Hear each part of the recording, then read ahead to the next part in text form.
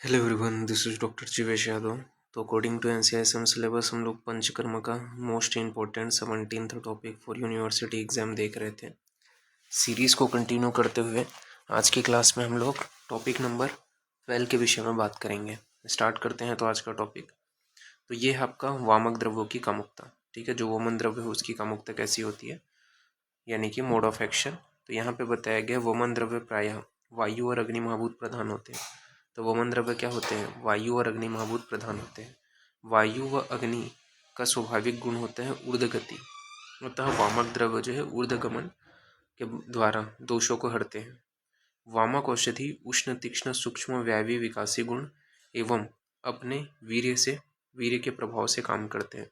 तो वामक औषधि उष्ण तीक्ष्ण सूक्ष्म व्यावी विकासी गुण एवं अपने वीर्य के प्रभाव से काम करते हैं। हृदय में पहुंच करके समस्त धमनियों में प्रसरित होकर के शरीर के सभी सूक्ष्म व स्थूल स्रोतों तक पहुंचते हैं। तो क्या है, हृदय में पहुंच करके समस्त धमनियों में प्रशीत होकर के शरीर के सभी सूक्ष्म व स्थूल स्रोत तक पहुंचते हैं। जो वामक द्रव्य है वह अपने उष्ण गुण के द्वारा दोषों का विलयन कर, तो ये क्या करते हैं, अपने उष्ण गुण के कारण दोषों का विलयन कर तीक्ष्ण गुणों से दोषों का छेदन करके उन्हें अपने स्थान से च्युत कर अणु प्रभाव भाव से अमाशय में ले जाते हैं। ठीक है, तो क्या कर रहे हैं, उष्ण गुण के द्वारा दोषों का विलयन कर तीक्ष्ण गुण के द्वारा दोषों का छेदन करके उन्हें अपने स्थान से च्युत करके अणु प्रभवण भाव से अमाशय में ले आते हैं। इस प्रकार औषधियों को ऊर्ध्वभागहर प्रभाव से ऊर्ध्वभाग से दोषों को शरीर से बाहर निकाल देते हैं। इस प्रकार से वमन औषधियाँ कार्य करती हैं, ये यहाँ पे बताया गया। फिर वमन कर्म की विधि के विषय में बात करते हैं। तो वमन कर्म की विधि बताया गया है कि वमन से पूर्व दिन सायं काल में कफ के उत्क्लेश हेतु रोगी को दूध दधी उड़द तिल मांस रस आदि से निर्मित अभिसंधि भोजन खिलाना चाहिए। दधी चावल तथा रसगुल्लू इत्यादि अपने को देना है। रसगुल्ले ये जो है अपने को देना है।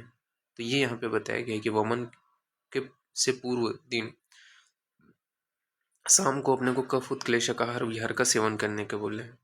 जिस दिन हमें वमन कराना हो उस दिन सुबह 6 बजे रोगी को पल्स बीपी रेस्पिरेशन आदि का परीक्षण करके रोगी को कहें अपने दैनिक क्रियाओं से निवृत्त हो जाए, यानी कि सुबह 6 बजे से पहले बाह्य अभ्यंग स्वेदन करा लेना है। ठीक है, फिर अब रोगी को सुबह 6 से 7 बजे के बीच में खिचड़ी खिला देना है, यानी कि भूख लग रही हो तो। यदि रोगी को भूख न लग रही हो तो उसे 8 बजे आधा लीटर दूध गुड़ मिला करके मिला हुआ सुखोष्ण होकर के उसे पिला देना है। दूध तो सभी को देना है। ठीक है, अब पुनः बीपी पल्स रेट रेस्पिरेशन आदि देख लेना है। फिर पर पत्र में इसे नोट कर लेना है। ठीक है, पेपर में नोट कर लेना है। अब आधा घंटे तक रोगी को बिठा कर रखें, कुछ न दें। दूध पिलाने के बाद इससे दूध स्टमक में दही में परिवर्तित होकर के कफ और उत्क्लेश कर देता है। अब रोगी को पुनः यूरिन और मोशन के बारे में पूछ लें, आवश्यकता हो तो इससे निवृत्त हो जाए। ठीक है, अब रोगी को वमन कर्म से पूर्व रोगी को वमन कर्म की पूर्ण विधि एवं विधान भली भांति समझ करके उसे मानसिक रूप से तैयार करना अत्यंत आवश्यक है। रोगी को जानू पर्यंत ऊंचे वमन पीठ यानी कि कुर्सी पर पूर्व या उत्तर दिशा मुख करके बिठाना है। तो रोगी को जानू पर्यंत ऊंचे वमन पीठ यानी कि कुर्सी आदि पर पूर्व या उत्तर दिशा की ओर मुख करके बिठाना है। वमन औषधि कल्प को बाएं हाथ की हथेली पर रख कर दाएं हाथ से ढक करके मंत्रोच्चारण करके अभिमंत्रित करें। कौन सा मंत्र बोलना है? तो ओम ब्रह्म दक्ष अश्विन रुद्रेन मुच्चंद्र कार्तिक अनिल ऋष्यः सौ औषधि ग्रामे भूतसंधाश्च पातुते रसायनानामीव वर्षाणि देवानाम अमृतम यथा सुधे वेते मनागाता भैषज्यमिद मस्तुते। यानी कि वमन औषधि पिलाने से पूर्व रोगी को अकंठ मुलेठी फांड पिला करके तुरंत वमन कल्प पिला देते हैं। 10 मिनट पश्चात रोगी के माथे पर थोड़ी थोड़ी पसीने आने लगते हैं, शरीर के रोंगटे खड़े होने लगते हैं। इससे हमें यह समझ लेना चाहिए कि वमन औषधि हमारे कार्य कर रही है। शरीर में फैल चुकी है, अब हल्लास उत्पन्न होने लगी है, तब उदान वायु अपना कार्य करने लगती है। 10 मिनट के पश्चात पहला वेग आ जाता है। तो 10 मिनट के पश्चात पहला वेग आ जाता है। यदि 10 मिनट बाद भी पहला वेग आए तो मुलेठी का फांड पिलाएं, यानी कि अखंड तक। फिर उसको क्या है, वमन शुरू करना है, फिर वमन शुरू हो जाएगा। मुलेठी फांड जो होता है उसके लिए बताया गया है कि 20 ग्राम मुलेठी चूर्ण, उसमें आधा लीटर पानी उबाल करके छान करके सुखोष्ण रख लें। अब फांड पिलाने के बाद भी वमन न हो तो रोगी को कहें अपनी उंगलियों से मुंह के अंदर डाल करके वमन को उत्क्लेशित करें तथा कमलनाल या एरंड की कंठ से एरंड की डंठल से वेग प्रवृत्त कर सकते हैं। फिर मिथ्या वेग के विषय में बताया गया। तो मिथ्या वेग में बोला गया है कि वमन कल्प पिलाते ही वमन हो जाए तो उसे वेग में नहीं गिना जाता, यह मिथ्या वेग है। तो वमन कल्प पिलाते ही उसे वेग हो जाता है तो उसे अपन वेग में नहीं गिनेंगे, वो मिथ्या कल्प है। वमन कल्प पिलाने के 10 मिनट बाद आने वाला वेग ही हम गिनेंगे। तो वमन कल्प पिलाने के 10 मिनट बाद आने वाला वेग ही हम गिनेंगे। फिर नेक्स्ट आपका बोला गया है कि औषधि पान के अंतर लक्षण निरीक्षण के समय तथा वेग के समय एक परिचारक आतुर की पीठ पर प्रतिलोम यानी कि नीचे से ऊपर हाथ से सहलाता है एवं एक परिचारक शंख एवं ललाट को धीरे धीरे दबाता है तथा साथ ही वक्ष पृष्ठ नाभि को सुखोष्ण हाथ से परिचारक दबाता है। इससे वेग की प्रवृत्ति सुखपूर्वक तथा रोगी को आश्वासन मिलता है। ठीक है, तो इस प्रकार से पिक्चर आप देख सकते हो, इस प्रकार से करना है। फिर वमन शुद्धि का निर्धारण। तो वमन की शुद्धि का निर्धारण आचार्य चक्रपाणी ने वमन शुद्धि 4 प्रकार से विभक्त किया है। पहला है अंतिकी, फिर है मानिकी, फिर है वैगिकी, फिर है आपका लैंगिकी। पहला है आपका अंतिकी। अंतिकी में क्या बोला है कि वमन के अंत में कौन सा दोष आता है उसके अनुसार शुद्धि निश्चय करना अंतिकी कहलाता है। तो वमन के वेग के अंत में कौन सा दोष आता है उसके अनुसार शुद्धि निश्चित करना अंतिकी कहलाता है। पित्तांत वमन श्रेष्ठ होता है, तो पित्तांत वमन श्रेष्ठ होता है, अर्थात वातांत द्रव्य से पित्त दिखे, यानी कि पिलाएं तब तक वमन कराना चाहिए। ठीक है, तो वातांत द्रव्य में पित्त दिखे यानी कि पिलाने तक वमन कराना है। ठीक है, जब तक का आपका पित्त न दिखे। फिर यहाँ पे बोला है क्रमात् कप पित्त मथ अनिलश्च यस्य सम्यक वमते सहिष्ठ, यानी कि क्रमशः पहले कफ निकलेगा, फिर पित्त निकलेगा और लास्ट में वात निकलता है।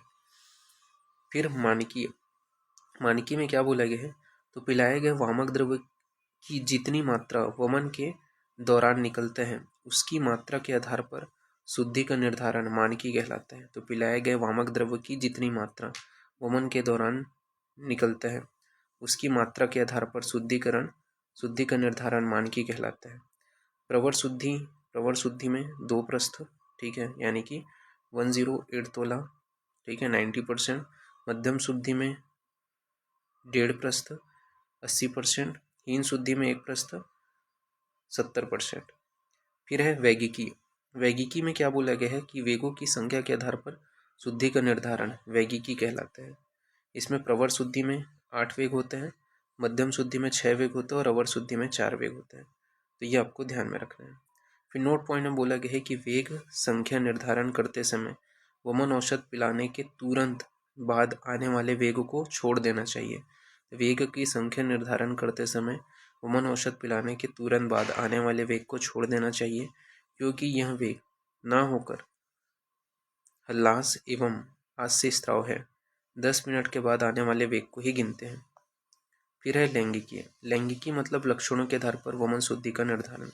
सम्यक योग का लक्षण क्या है वमन का, तो वमन के वेग के समय अधिक कष्ट ना हो। ठीक है, तो वमन के वेग के समय अधिक कष्ट ना हो, शरीर में हल्कापन का अनुभव हो, हृदय पार्श्व शीर में लघुता उत्पन्न हो जाए, मन प्रसन्न हो जाए, स्रोतसों में लघुता एवं शुद्धि हो जाए, दोषों का यथाकाल प्रवृत्त होना, क्रमशः कफ पित्त फिर वात का, ये सभी सम्यक वमन का ही लक्षण है। तो ये आपको ध्यान में रखना है। फिर वमन के अति योग का क्या लक्षण है, तो वमन के अति योग का लक्षण है तृष्णा मोह मूर्छा अनिल कोप निद्रा बलादि वमने अतिच स्यात्, यानी कि वमन में अधिक झाग युक्त रक्त चंद्रिका दिखाई देना। ठीक है, तो वमन में क्या होता है, अधिक झाग युक्त रक्त चंद्रिका का दिखाई देना, प्यास का अधिक लगना, बल की हानि का होना, यानी कि थकावट होगा, हृदय व कंठ में क्या होगा, वेदना पीड़ा होगी, पित्त की अति प्रवृत्ति होगी, तो पित्त बहुत उसका निकलेगा, अधिक रक्त स्त्राव होगा, तो अधिक रक्त स्त्राव होना, मूर्छा का होना, भ्रम तथा मोह का होना, दह का होना, तमा प्रवेश मतलब आंखों के सामने अंधकार जैसा प्रतीत होना, ये सभी आपको लक्षण देखने को मिलेगा।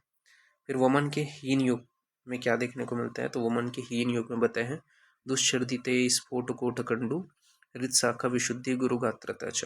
ठीक है, तो वमन का हीन योग होने पर क्या होते हैं, वेग की उचित प्रवृत्ति नहीं होती है, दुश्चर्दित यानी कि वेग की उचित प्रवृत्ति नहीं होगी, वेग रुक रुक करके आएगा, सिर्फ औषध का बाहर आना, तो औषध बस बाहर निकलेगा, ज्वर, शरीर में भारीपन, हृदय में भारीपन, कप्रशेक आदि यह जो है लक्षण है वो हीन योग का लक्षण है, तो ये आपको ध्यान में रखना है।